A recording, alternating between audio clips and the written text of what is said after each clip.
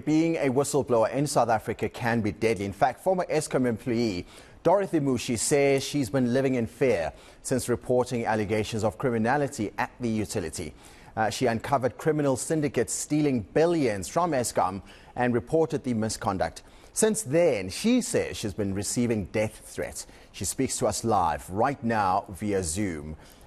And let me chat to you, Dorothy. Welcome to the South African morning. I imagine right now there's a lot that you are trying to protect in as far as yourself, your family, and your location because of these threats that you are receiving. Good morning, William, and to your viewers at home. That is correct. I've been left in quite a difficult situation of having to make sure that I've got adequate protection for myself and my family. Our living conditions have changed as a result of the act that I've taken of disclosing and exposing fraud and corruption at the power utility. Let's talk about when you found out what you found out, Dorothy, the channels of communication in as far as your reporting to the person that needed the attention or to pay attention to the criminality that was happening. What was that process like? How did it happen? Okay, I need to mention that I was a middle manager within Eskom Forensic. So it was part of my duties and responsibility to investigate fraud and corruption.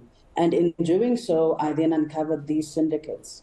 What is quite disheartening is that these matters were referred to my then senior manager as well as the chairperson of the board. Even Andre de Ruyter himself, during his time as CEO at Eskom, was made aware of these allegations. They were also further made aware of the imminent threat against my life, but no one seems to care. And I mean, we also have a chairperson of the Audit and Risk Committee who was made aware of these allegations, as well as the fact that my life was under threat, and still nobody did anything. It's quite disappointing that for Eskom to say that fraud and corruption is one of the reasons that we're experiencing load shedding. You would expect that the executive will take such issues seriously, as it hampers the livelihood and the ability for Eskom to deliver on its main objective. Dorothy, let's talk about the witness protection. I don't imagine you are under any program of that nature, or are you? Unfortunately, William, I need to mention that it was offered to me. I was offered to join the program, but unfortunately I had to decline. I will not mention the reasons behind me declining, but I'm sure if you would touch base with the NPA, there would be many others that have been offered this program that would have declined it, given the circumstances under which yourself and your family as a whistleblower need to succumb to. So I thought it not viable for my family and for myself to live under those conditions, while people who are committing fraud and corruption continue to live their lives in peace and in normality. Dorothy, I imagine you have what they call on the streets receipts. After lifting the lid on the criminality that was happening at Eskom, you've gathered, I'm thinking, some evidence or tangible proof, if you will, or just records of what it is you are speaking about in as far as your whistleblowing is concerned. How are you safekeeping all of this, and how are you making sure that it does not land up in the wrong hands, so to speak?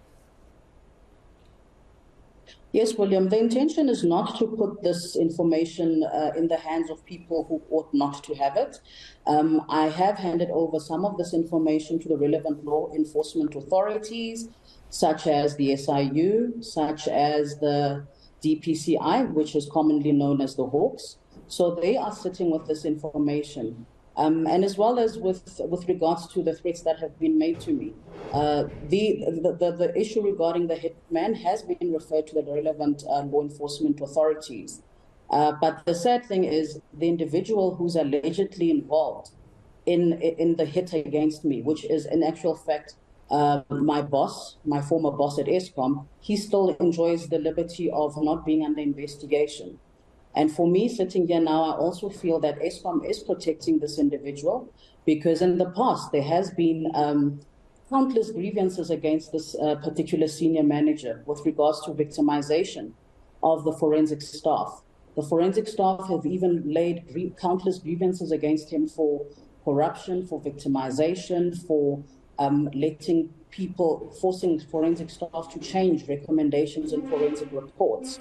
But yet he enjoyed the protection of the executive. And the saddest part is this individual was placed on suspension. However, the Eskom executives do not want to disclose the reasons why he's under suspension. It is also quite painful to have read the media statement from Eskom, which was in actual fact laced with lies.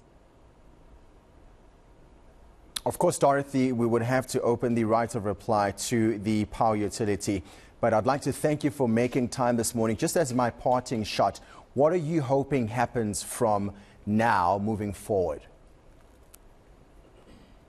What I'm hoping would happen from now going forward is that Eskom should institute an internal investigation in relation to the planned assassination against my life. I'm also hoping that Eskom will even learn to protect forensic investigators that are at Eskom Forensics. I'm hoping that the grievances that have been made by the staff at Eskom Forensics will be taken seriously by Eskom as well. And I also further want to extend my appreciation to the general members of the public that have been supporting me throughout this difficult time. My family members as well, and those who are in the forensic practice. Thank you, colleagues, for calling me and finding out if I'm okay and also offering me messages of support. Thank you for being brave and chatting to us this morning, Dorothy. That's whistleblower and former Eskom employee Dorothy Mmushi.